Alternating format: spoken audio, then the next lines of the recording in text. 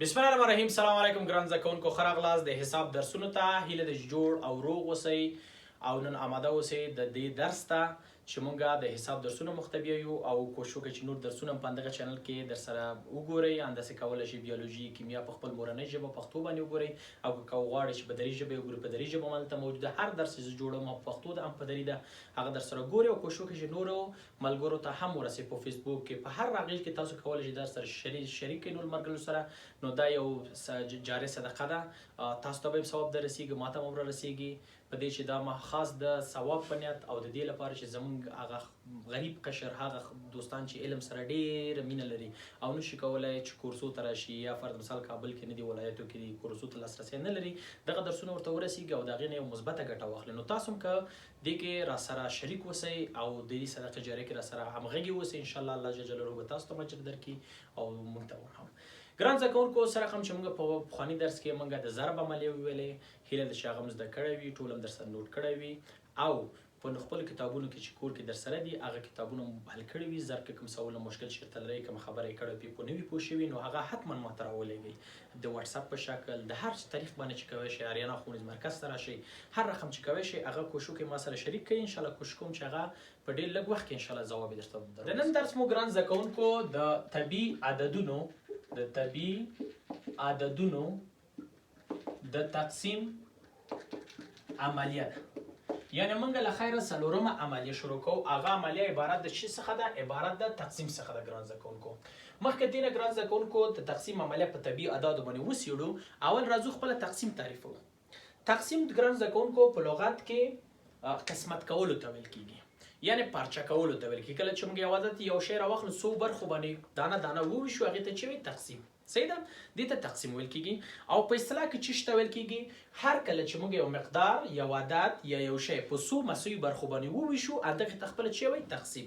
یعنی موږ یو مقدار راخلو، یو کمیت راخلو، په څو مساوي برخو یې ویشو، هغې ته چې وایي؟ هغې ته تقسیم وایي. او یا په بل عبارت داسې هم تعریف کولی شو چې د ضرب معکوس عملي ته تقسیم ویل کېږي. یعنی هدف دا موږ په ضرب کې ویلي چې یو ضرب یو عدد څو چنده غټوي، نو تقسیم چې دی یو عدد څو چنده کوچنی کوي. مثلا که یو عدد ولرو، مثلا څلور په پنځو کې شل کېږي. صحیح ده؟ موږ څلور راواغست، پنځه چنده م کړه او تېره څو جوړ کړل، شل هم تېنه جوړ کړه. اوس همدغه شل راخلو، بیرته یې په پنځو ویشو، بیرته یې په پنځو برخو ویشو. نو شل چې په پنځو ویشو راسه بیرته موږ ته څو راکوي؟ موږ ته څلور راکوي. نو موږ دلته بیا څه وایو چې تقسیم چې ده د ضرب عملي معکوس عملي ته ویل کېږي. صحیح ده؟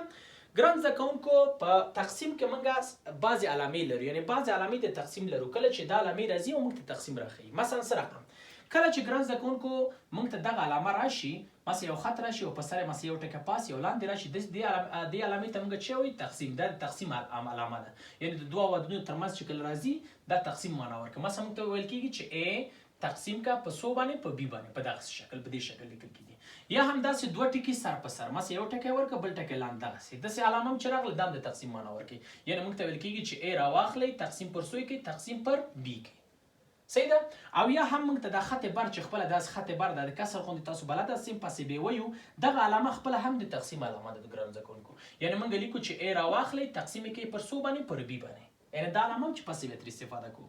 همداسې کولی شو دا علامه په دغه شکل، یعنې دا خط بر په دې شکل استعمال کوو. یعنې ووایو چې ا تقسیم شي په څه شي باندې؟ په بي باندې. څه مثلا مستقیمه کرښه، څه مایله کرښه، دغه دواړه یو تقسیم موږ ته راښیي. همداسې کولی شو ګران زده کوونکو چې دغه علامې نه چې ډېره استفاده کوو، موږ تقسیم کې وایو داسې د دې علامې نه استفاده وکړو. یعنې موږ لیکو چې ا تقسیم شي په کوم عدد باندې؟ په بي باندې. داسې ا تقسیم شي په بي باندې. داسې هم دا علامه موږ استعمالولی شو. او همداسې کولی شو چې دې علامې نه ورته استفاده وکړو، داسې یې ولیکو. یعنې دا مثلا پخوانۍ علامه ده، بعضې کتابو کې اوس هم لیکي، نو کومه یعنې سخته علامه نه ده، یعنې ډېره اسانه لیکي. مثلا که موږ ته ا تقسیم په بي ووایي، نو موږ دا علامه داسې ورکو، ا به دلته ولیکو، بي به دلته، ا تقسیم بي کوو، بیا حاصل یې دلته لیکل کېږي. صحیح ده؟ نو دغه علامو نه موږ د تقسیم لپاره څه کوو؟ استفاده کوو. چې دلته موږ هر علامه له خیره پسه درسو کې له خیره دانه دانه، مثلا افادو کې دا علامې استفاده کوو، نسبت کې دا علامه ده، کسر کې دا علامې استفاده کوو. اوس چې کوم علامه موږ استعمالوو هغه به دغه علامه چې په دې باندې ځان پوه کړو، ولې چې نوی تقسیم شروع کوو، دا هم چې له خیره زده شي، نو پس ته به هم نورې علامې هلته به زده کړو. صحیح ده؟ ګران زده کوونکو، کله چې موږ ته ویل کېږي چې ا تقسیم کوي په بي باندې، مثلا موږ ته وایي چې ا عدد ده تقسیم یې کوي په بي باندې، دا موږ په دې شکل داسې لیکو چې ا تقسیم شي په بي. صحیح ده؟ A تقسیم شي په B باندې. نو دلته کې A تقسیم په B شي نو حاصل د دې چیرته لیکي؟ حاصل به دلته لیکي، یعنی C به دلته ولیکي او حتما چې یو عدد په بل عدد باندې ویشي نو دلته یو باقی مانده هم پاتې کیږي، یو پاتوشونکی هم پاتې کیږي چې دا پاتوشونکی یا باقی مانده چې دا ولو که صفر مې د R په علامه یا ریمایندر په علامه باندې چې ښودل کیږي. دلته ګران زده کوونکو موږ ته د دې نومونه ډېر مهم دي چې باید موږ زده وي. په یاد مو وي چې د دې نوم چې دا A اول عدد چې په دویم باندې تقسیمېږي دې ته موږ ورته چې وایو مقسوم ورته وایو. د دې نوم چې دا مقسوم یعنې دا یاد نه لاړ نه شي چې دې ته بل شی نوم واخلئ، مقسوم به ورته وایي. لکه تفریق کې چې ورته مفروق منه ویلې، دلته مفروق منه ویلې، دلته ورته مقسوم او دغه ته چې مقسوم علیه ورته ویل کېږي، مقسوم علیه. یعنی تاسو به د دې په ځایونو باندې ځان پوهوئ، یعنی کله چې موږ ته یو سوال راکول کېږي او نومونه ته راغستل کېږي او په دې شکل نه لیکل کېږي نو موږ باید پوه شو چې مقسوم چېرته ولیکو، مقسوم علیه چېرته ولیکو. صحیح ده؟ یعنی دا نومونه دا مقسوم شو هغه مقسوم علیه شو. ډېر ساده. دې ته موږ چې ویلې دې ته وایي خارج قسمت، خارج قسمت او یا د تقسیم حاصل ورته وایي، د تقسیم حاصل ورته ویل کېږي. صحیح ده؟ او دا چې شو باقی مانده شو، باقی مانده. صحیح شو؟ یعنی دغه نمونه باید زمونږ په تقسیم کې په یاد وي تر څو موږ دې لپاره چې سوال نه لکو دلته باید دا نمونه زمونږ زده وي چې هر څوک په خپل چې کې منظم. اوس خو تقسیم هم لږ وپېژنه، سوال یې سره قملي. ګران زده کوونکو مثلا که موږ ته وویل شي یو سوال راکړي، مثلا ویل کېږي چې 8 تقسیم کوي، لومړی سوال ده په 2، یو ساده سوال په نظر کې نیسو. موږ راسن 8 راخلو په 2 دلته داسې ویشو. ګران زده کوونکو سره رقم یې حلوو. دلته به داسې یو عدد په خارج قسمت کې لیکئ چې 2 کې ضرب شي 8 راکړي. مثلا موږ ضرب زماني اوس زده ده. صحیح ده؟ دې لپاره چې موږ مارته ویل چې حساب زده کړئ ضرب زماني حتما زده کړئ. نو دلته موږ وایو چې دلته 4 ضرب وو چې 4 ضرب 2 شي 8 راکړي، نو 4 په 2 کې 8 شول. نو دلته اوس بیا چک کړئ کله چې دام ضرب کې دلته عدد راووته نو اوس به منفي کوئ، تفریقوئ به 8 نه چې 8 لاړ شي ګران زده کوونکو 0 پاتې کېږي. و دلته دغه چې شو تقسیم حاصل یا خارج قسمت او دلته دا چې شو باقی مانده یا ریمایندر. خبره خو رسېدې که نه؟ یعنې ډېر اسانه. مثلا که بل سوال یې 9 راواخلي او په 2 وویشي، وایي دا حل کړي. موږ 9 راخلو په 2 وویشو. ما درته ویل داسې عدد به پیدا کوئ چې په 2 کې ضرب شي په 2 کې او 9 راکړي.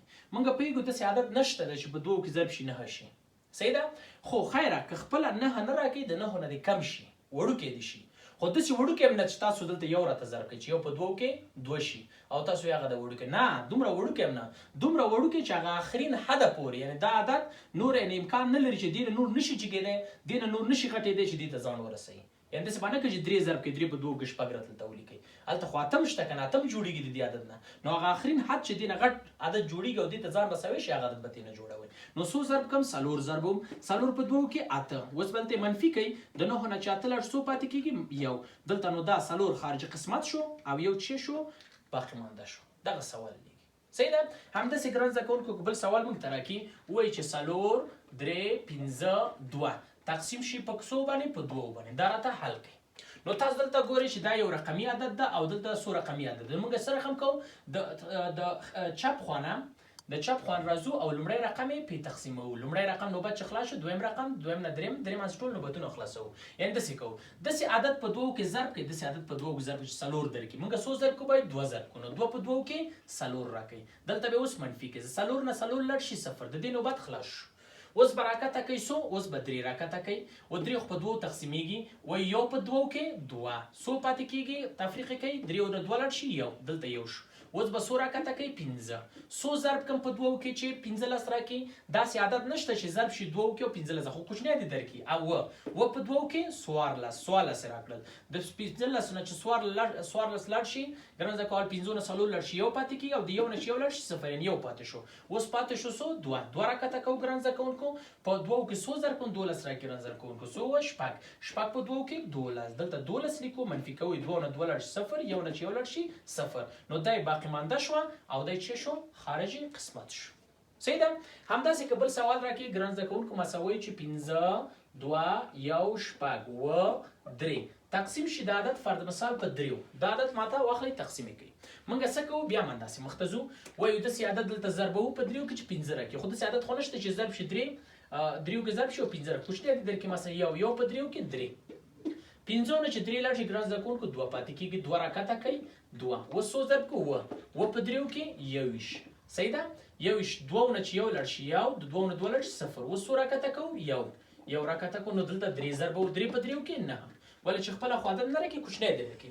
د 11 نه ګران زده کوونکو چې 9 لاړ څو پاتې کېږي 2 پاتې کېږي صحیح ده دلته 2 پاتې شو اوس موږ څو راکته کوو شپږ راکته کوو څو ضرب کوم دلته ضربومه چې شپږ ماته راکړي څو به ضرب کوو موږ یعنی شپږ ده دلته موږ اوس په دریو کې څو ضرب کې چې شپږ راکړي ګران زده کوو موږ د سیادت نه لرو چې په دریو کې ضرب کې شپږ راکړي خو دا غي نه کوچنی درکې څو ضربو اته په دریو کې سلیریش سلور دغه کې و د شپږو نه سلور لړ شي 2 د 2 نه 2 لړ شي 0 صحیح ده اوس راځو څو ته وراکته کوو دلته وراکته کوو دلته څو ضربو نه ول شي مکمل راکړي نه په دریو کې 22 کېږي تفریقوي 0 کېږي اخري عدد راکته کوو چې هغه عدد 3 ده اوس و یو په دریو کې 3 دلته څو پاتې شو 0 نو باقي مانده 0 شو او خارج قسمت داسې یو لوی عدد لاسته راغی خبره خو شو ان شاء الله همداس ګرام د کول بل سوال راتلی شي ویل شي چې یو 2 15 سلور 3 تقسیم کې د عدد په 15 باندې هر عدد تاسو خپل په ضرب زبانی چې څومره پوه شئ نو هغه عدد په دغه طریقې باندې اخلي او تقسیموي صحیح ده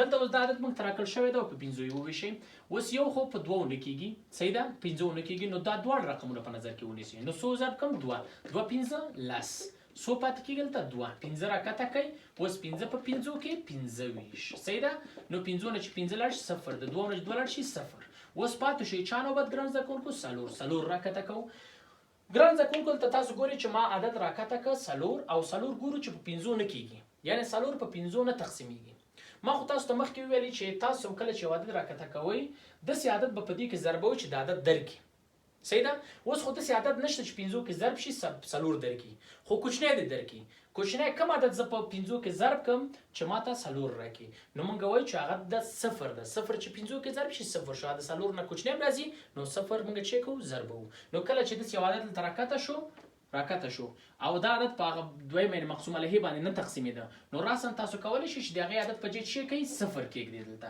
او پروسه مختمز یو ولې بیرته ماغه شي 0 15 کې 0 او د بیت تفریقوي بیا ما خبره ده یعنی کوم تغییر پکې نه راځي نو هغه کوم عادت چې د تل په یاد په حساب کې په یاد کوم عادت چې موږ راکته کوو او په عادت پوره نه تقسیمېده راسن موږ د عادت په جې چې لیکول ته 0 لیکو لکه دلته چې ما عادت څو ورکه 0 ورکو اوس راکته کوم څو 3 چې ورسره راکته کوم نو څو ضرب کوم اته په 15 کې سلويخ نو سلويخ شو 3 باقی مانده شو د 0 3 باقی مانده او خارج قسمت د عدد ګران زده کوونکو بل سوال ته راځو بل سوال لو مثلا موږ ته یو سوال راکول کیږي په داس شکل چې سلور ده 3 ده 0 تقسیموي پر څو باندې په 15 باندې صحیح ده دا عدد په 15 تقسیمو اوس دلته ګورو 3 سلويخ دي یا سلور په 15 نه کې 3 سلويخ په نظر کې نیسو نو څو ضربو اته ضربو اته په 15 کې څو کېږي سلويخ نو دلته موږ ته څو پاتې شو 3 پاتې شو دا راکته کوو 0 دا خو د تفریق نه 0 شو اوس ورته 0 راکته کوو 0 شپږ 15 کې 10 کېږي دا 10 شو 0 او 0 صحیح شو اوس 0 راکته کوو ګران زده کوونکو کله چې 0 راکته کوو دا 0 په 15 نه تقسیمېږي نو دا 0 جګو او دا بل 0 چې کله راکته کوي او دا د نشي کله بیا چې جګو 0 جګو دا مخکې دا خبره وکړه چې یو عدد راکته کوو او هغه پوره تقسیم نشو راسن دغه په چې جګو 0 مثلا داسې کوم ته وویل شي چې تاسو واخلئ 15000 راواخلئ په 2 ویشي صحیح ده موږ دلته راسن چې وایو دلته وایو چې 2 په 2 کې سلور څو پاتې کېږي یو 0 ورته راکته کوي څو کېږي لس 15 په 2 کې لس څو کېږي 0 اوس دا 0 راکته کوو نه کېږي 0 دا بل 0 راکته کوو نه کېږي دلته څو ږدو دلته 0 په دغه ډول موږ یو سوال حلو همداسې که بل سوال مثلا وایي چې 12 تقسیم شي په یو عدد چې هغه هم څو ده 12 په دې باندې اوس موږ څه کوو دلته وایو چې یو په 12 کې 12 صحیح ده د 2 نه 2 لړ 0 د 1 نه 1 لړ شي 0 اوس دغه یو راکته کوي یو چې دا په 12 نه تقسیمېږي دلته 0 جګو اوس راکته کوو څو 2 راکته کوو نو اوس بیا وایو یو په 2 کې 12 کې 12 نو دلته چې تفریق کو ځواب سوره وځي دام 0 اوس بیا یو راکته کوو یو په 12 نه کېږي نو دلته 0 بیا 2 راکته کوو 2 نو 2 چې رکل راکته کوو نو بیا اوس 12 په 12 کېږي یو په 12 کې ځواب سوره وځي 12 دلته تفریق کوو ځواب سوره وځي ځواب راوځي 0 یعنی باقی مانده چې ده 0 ده او خارج قسمت چې ده عدد ده 100 یو صحیح ده یا همداسې که بل سوال موږ ته راکول شي چې سلور 3 یو همداسې سلور 3 یو تقسیم شي په سلور 3 یو صحیح ده موږ وایو چې سلور 3 یو دلته یو سلور 3 یو داسې تقسیموي سلور 110 صفر صفر صفر. اوس څلور راکته کوو په دې نه کېږي صفر. و درې راکته کوو، درې راکته کوو او په دې نه کېږي صفر. اوس یو راکته کوو، ګورو چې د عدد په دې عدد پوره تقسیمېږي. نو یو په 430 431 تفریق کوي صفر صفر، باقي مانده صفر صفر شو او خارج قسمت هم چیرې وته هغه عدد چې 101 ده. صحیح ده؟ همداسې مثلا بل سوال لیکلی شو 15 2 1 شپږ 2 1 3 تقسیم شي پر څو باندې؟ په لسو باندې. صحیح ده؟ دا تقسیم څو وایو؟ دلته 5 په 2 50 نو دلته موږ 15 ضرب 15 په لسو کې وایو 50. دلته موږ ته پاتې کېږي 2 یو راکته کوي 21 دلته څو ضرب 2 2 په لسو کې 20 پاتې کېږي یو شپږ راکته کوو شپږ نو شپاړس شو یو په شپږ لسو کې لس څو کېږي شپږ دلته څو راکته او 2 شپېته شو دلته شپږ ضرب شپېته کله چې منفي کو ګران زده کوونکو ځواب یې راوځي 2 یعنې دا 2 دلته موږ لیکو. و دوم چې ولیکه دغه یو ورته راکته کوو دلته دا یو شو څو ضرب کو 2 په لسو کې 20 څو پاتې کېږي یو ورته 3 راکته کې 14 بیا یو لسو کې لس څو کېږي 3 نو 3 باقي مانده شو ځواب یې دغه عدد راووته. صحیح ده؟ یا همداسې بل سوال ده چې 4 3 1 15 شپږ تقسیم شي په 12 باندې. هر عدد تاسو تقسیموئ شي عدد راواخلئ ضربوئ نو هېڅ مشکل نه ده. ضرب هم دی دلته ضربوئ دا درکړي. کوم عدد ضرب کړئ 12 راکړي 3 راکړي داسې عدد نشته 12 کې ضرب چې 3 درکړي کوچنی دی درکړي څو ضرب کړو 3 په 12 کې شپږ دېرش دلته دا تفریق کې څو کېږي 9 څو راکته کوي یو راکته کوي. صحیح شو؟ اوس داسې عدد بل پیدا کړئ چې 12 کې ضرب شي او څو درکړي تاسو ته یو بیا درکړي. خو داسې عدد موږ نه لرو چې په 12 کې ضرب شي دا درکړي نو څو ضرب به پکې 15 به پکې ضرب کړو. صحیح ده؟ که شپږ ضرب کو 2 بیا راکوي که نه 15 ضرب کو شپېته کې 15 په 12 کې شپېته دلته موږ ته پاتې کېږي 11 په 12 نه کېده. اوس څو راکته کوو 15 راکته کوو. صحیح ده؟ اوس کوم عدد ضرب کو چې ما ورته 12 راکوي نو موږ ورته به 9 پکې ضرب کړو 9 په 2 کې 18 یو اصل 9 په یو کې یو لس یو سلو 8 د 115 نه چې 8 لاړ شي ګران زده کوونکو و پاتې کېږي راکته کوو څو شپږ به راکته کوو. صحیح ده؟ شپږ به راکته کوو اوس به شپږ ضرب کړو شپږ په 2 کې 12 یو 6 شو اصل شپږ په یو کې شپږ یو 2 بیا دا 2 شو منفي کې د شپږ نه 2 لاړ شي 4 د 2 نه ولاړ شي 0 نو باقي مانده 4 شو او همداسې خارج قسمت هم دغه لوی عدد راووته. صحیح ده؟ دغه تقسیم عددونه موږ حلوو. همداسې ګران زده کوونکو موږ ته مثلا هغه هم راکول کېږي مثلا عبارتي سوالونه کېدای شي مثلا سوالونه جوړ شي تاسو کتابو کې درسره لیدلی شي مثلا با سوالونه راکوي چې مثلا 50 زره افغانۍ دي په 15 نفرو ویشو نو هر نفر ته 100 روپۍ ورکړو موږ راسم راخلو یعنې هدف دا چې تقسیم سوالونه دي 50 زره لیکو تقسیم پر څو کو 15 باندې ویشو یعنې 15 نفرو باندې یو په 15 کې 15 کې ګران زده کوونکو دا صفر شو دلته صفرونه راکته 0 0 0 4 صفر راکته کېږي په دې نه ویشل کېږي 4 صفرونه پازې کېږي نو هر نفر ته به 100 روپۍ ورکړئ 10 زره افغانۍ به ورته ورسوئ. صحیح ده؟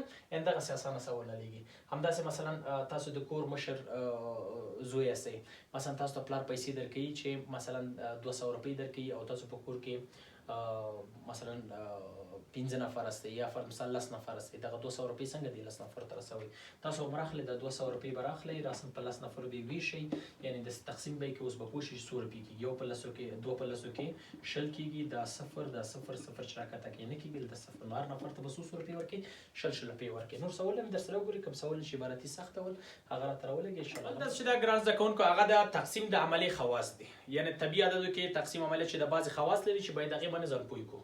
اول خواص یې ګران زده کوونکو دا ده چې موږ په نور عملي کوم د تړلي سیټ خاصیت ویلی و یعنې تړلي سیټ خاصیت هدف دا و چې موږ 2 عددونه مثلا جمع کول بیرته یعنې 2 طبیعي عددونه به جمع کړل بیرته به یې طبیعي عدد راکړه نو موږ به ویلې چې د جمع عملیه کې تړلی سیټ خواص موجود ده ولې چې طبیعي عددونه جمع کړو نو طبیعي کېږي. نو دلته هم په یاد په تقسیم کې دا خبره نه ده کله چې موږ 2 عددونه په یو بل باندې ویشو یو طبیعي عدد په بل طبیعي عدد باندې ویشو نو ضرور نه ده چې دا به بیرته بل طبیعي عدد کېږي یعنې څه رقم که چېرې موږ 15 راواخلو ګران زده کوونکو چې یو طبیعي عدد ده تقسیم یې ویشو په څو باندې په 3 باندې نو دا موږ ته 15 پر 3 راکوي 15 پر 3 یو اعشاري دی یا کسري عدد ده او دا طبیعي عدد نه ده نو موږ ته بیرته طبیعي عدد رانکړه. صحیح ده؟ یعنې طبیعي عدد نه ده یعنې دا چې دا طبیعي عدد ده دا هم چې دا طبیعي عدد ده او دا چې دا طبیعي عدد نه ده نو موږ داسې وایو چې د تقسیم په عملیه کې په طبیعي عددو کې تړلی سیټ خاصیت موجود نه ده.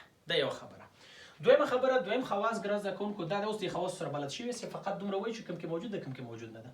بله خبره هغه ده تبدیلي خاصیت ده. تبدیلي خاصیت په جمع و ضرب او تقسیم کوم تفریق موږ ویلې یعنې ځایونو بدلول یعنې موږ دا په یاد وي کله چې موږ وایو چې A تقسیم پر B صحیح ده. او بیا د دې ځایونو بدلوي نه شو تقسیم کې یعنی د تبدیلی خاصیت موجود نه ده، یعنی تور طریق موجود نه ده، یعنی A تقسیم پر B هیڅ وخت مساوي نه ده، B تقسیم پر سو B تقسیم پر A سره B سره هیڅ وخت مساوي نه ده. یعنی کله چې موږ ته ویل کېږي 15 تقسیم پر 2 کوي دا هیڅ کله مساوي نه ده 2 تقسیم پر 100 کوي 15 کوي، دا بیله معنا ورکوي هغه بیله معنا ورکوي، یعنی په تقسیم کې موږ ځایونه نشو بدلولی، دا هم د یاده لاړ نشي. درېیمه خبره ګران زده کوونکو دا ده چې په تقسیم عملیه کې د طبیعي عددونو اتحادي خاصیت نشته، یعنی که 100 دانې تقسیم موږ عملیه کې تقسیم ولرو نو حلول ځان ته یو قانون لري، یو خاصه قاعده لري چې په هغه قاعدې باندې موږ مختلف شو. داسې نه کېږي چې هر ځای کې موږ اول وغواړو تقسیم مخته وړی شو، یعنی که موږ ته سوال راکول شي چې A تقسیم پر B بیا تقسیم پر C کوي نو داسې نشي کولی چې موږ ووایو چې اول دا دې باندې تقسیموم دا په دې تقسیموم، او داسې هم کولی شم چې دا دواړه تقسیم کړم دا بیا په دې تقسیم، یا دا ویسم په دې تقسیم کې بیا په دې تقسیم کړم، دا کارونه دې تقسیم کې نه کېږي، یعنی خلاص اتحادي خاصیت په دلته موږ په تقسیم کې نه لرو. صحیح ده. درېیمه قاعده چې ده هغه قانون چې دی یا خاصیت چې ده هغه د توزیع خاصیت ده. توزیع خاصیت ګرانو زده کوونکو په یاد مې په تقسیم کې نشته، یعنی کله چې موږ ته وایي چې A یو عدد د تقسیم کوي په B جمع C باندې، یعنی دوه عددونه د جمع حالت کې دي او تا ته وایي چې ته داسې وکړه چې دا راسن په دې یعنی اول واخله په دې مو وویشل لکه ضرب کوم چې کول چې دواړه کې ضربول او بیا یې واخله په دې کې ضرب کوو، موږ حق نه لرو چې دا دواړه په دې کې ضرب کوو. صحیح ده. موږ طریقه اصلي دا ده چې دا دواړه به جمع شي او دا پې تقسیم شي، دا طریقه نه ده چې دا جدا په دې تقسیم دا په دې تقسیم کې، یعنی توزیع خاصیت نه په جمع کې شته او نه د تقسیم کې د تقسیم په عملیه کې دا په جمع کې دا کار نه کېږي او په منفي کې هم کېږي، یعنی دا خاصیت هیڅ وخت برابر نه ده د A تقسیم پر B جمع A تقسیم د C سره، دا کار به هیڅ کله نه کوي چې جوابونه ورسره فرق کوي توپیر کوي. مثلا څه رقم موږ وایو 8 راواخلئ 8 تقسیم کوي پر 100 باندې 15 جمع 3 باندې. صحیح ده. 15 جمع 3 باندې که موږ اوس اصلي طریقې باندې لاړ شو 8 راخلو تقسیم پر 15 جمع 3 اته کې 8 په 8 څو کېږي یو ځواب ده، او که داسې ونه کړو غلطه طریقې باندې دا طریقه اصلي ده. غلط طریقه دا ده چې موږ 8 پر 15 تقسیم کوو دلته او بیا راواخلو 8 پر 3 تقسیم کوو 8 پر 3 چې دې ځواب بل شي دغه ځواب بل شي ده هیڅ کله بیرته یو نه درکوي، دا خاصیت دلته هم موجود نه ده. صحیح ده. ان دا خبره پیژنئ. څلورمه خبره ګران زده کوونکو دا ده چې په تقسیم کې موږ عنصر عینیت نه لرو یا د عینیت عنصر نه لرو. عینیت عنصر خو موږ په یاد د هغه عنصر دی چې په عملیه کې داخل شي د ښي او چپ خواته او په د عملیې په حاصل کې کوم تغییر رانه وړي. صحیح ده.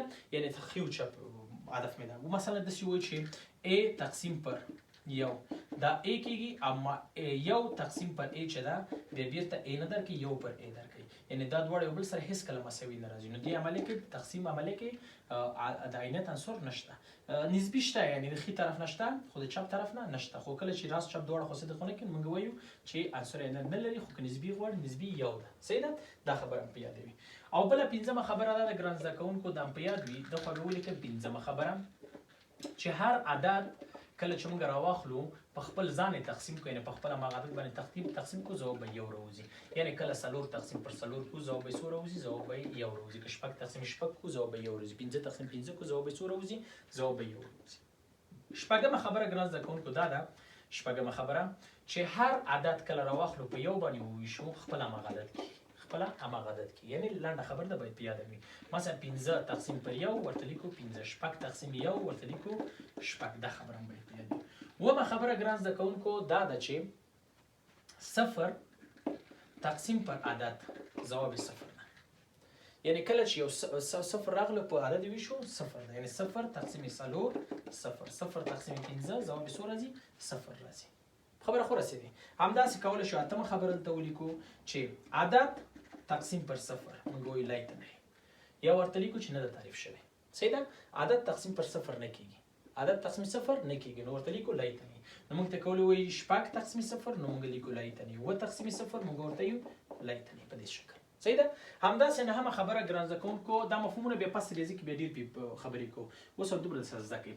نهمه خبره دا ده ګران زده کوونکو که چېرې موږ ته لیتنی راکړي او په عدد یې ویشي نو موږ ځواب څه ورکړو لیتنی په عدد په یاد مې لیتنی کېږي، یعنی شپږ لیتنی تقسیم 2 نو موږ ورته ولیکو لیتنی، دا په یاد چې لیتنی تقسیم عدد ځواب 100 راوځي ځواب لیتنی راوځي. لسمه خبره دا ده ګران زده کوونکو چې کله عدد موږ راواخلو په لیتنی وویشو نو ځواب به 100 راوځي ځواب به 0 راوځي، یعنی شپږ عدد ده تقسیم لیتنی ځواب 100 راوځي 0. عدد تقسیم لیتنی موږ وایو 0 ده، لیتنی تقسیم عدد ځواب 100 ده لیتنی، دا خبره په یاد وي. یو لسمه خبره ګران زده کوونکو دا په یاد چې بعضې شیان په تقسیم کې مبهم دي. مثلا که موږ ته وایي چې لیتنی تقسیم پر لیتنی، یو وایي چې صفر تقسیم پر صفر، یعنې داسې به نه وایي چې لیتنی د لیتني سره ځي یا صفر د صفر سره ووایو ته ورته ځواب یو کېږي. نه، دلته به ورته دا مبهم شکلونه دي او له خیره بیا په لیمټونو کې عالي ریاضیاتو کې له خیره هلته درسونه دي، بیا هلته به ټول درس سره وګورئ چې ولې دا کار موږ کوو. صحیح ده، دا مبهم شکلونه ساده کول یې هلته وایو. صحیح ده. بله خبره ګران زده کوونکو دا ده چې موږ په تقسیم کې باید زده وي هغه د تقسیم د عملي امتحان ده. امتحان دا معنا ورکوي ګران زده کوونکو موږ ته یو عدد راکول شوی د A او په نوم په B وویشي، موږ دا ویشلی د C راوتی او آخر کې باقي مانده یې چې راوتی R راوتی. اوس دغه کار موږ صحیح کړی که غلط، دغه سوال موږ صحیح حل کړی که غلط عمل کړی. دې لپاره چې پوه شو دا سوال هم صحیح حل کړی که غلط، ډېر ساده کار کوو. دا مقسومه الهي راواخلئ، خارجي قسمت سره یې ضرب کړئ، دا دواړه یو بل سره چې کوي ضرب کړئ او راواخلئ، بیا د هغې حاصل د باقي مانده سره چې کوي جمع، یعنې دا دواړه ضرب کړئ دې سره یې جمع کړئ. باید بیرته موږ ته چې راکړي موږ مقسوم بیرته راکړي، که بیرته یې راک نو موږ ورته وایو دا عملیه صحیح ده او که بیرته یې را نه کړو موږ ورته وایو دا عملیه غلطه شوې ده. چېرته مثلا څه راکړو ګران زده کوونکو، مثلا موږ وایو 9 تقسیم پر څو کوو؟ په 2. موږ وایو 4 په 2 کې 8 کېږي، اتلته یو باقي مانده پاتې شو. دغه کار موږ صحیح کړی که غلط کړی ده. موږ څه رقم وایو؟ موږ ویل چې دا دواړه باید ضرب شي، یعنې B ضرب د څو شي؟ ضرب C، جمع څو شي؟ جمع د R سره شي. دا باید مساوي د څو سره راوځي؟ د A سره راوځي، یعنې دې سره باید چې وي مساوي وي. نو دلته موږ څه کوو؟ دا دواړه ضرب کوو، دې سره بیرته چې کوو جمع کوو. نو 2 په 4 کې 8، 8 جمع 1 9، بیرته موږ ته څو راکړل؟ 9 راکړل. نو کله چې دا راکړم دا عملیه موږ مخ ته صحیح وړی ده. دغه فورمول نه بعض جایونو کې بیا موږ ترې استفاده کوو، اوس هم باید په یاد وي. صحیح ده ګران زده کوونکو، دا د تقسیم عملیه هیله ده چې یو څه ترې زده کړي وي او نور شیان مثلا چې هغه په دې ژبې ورته نه متوجه شوي، کتابونو کې درسره وګورئ، خپل نوټونو کې درسره وګورئ او که په کوم ژبه باندې پوه نه شوئ راته راویې انشاءالله درته په نږدې وخت کې ډېر ژر درته ځواب درلیږم. دا ګران زده کوونکو د نن درس هیله ده چې دا درس مو زده کړی وي، په مخامخه ښه وخت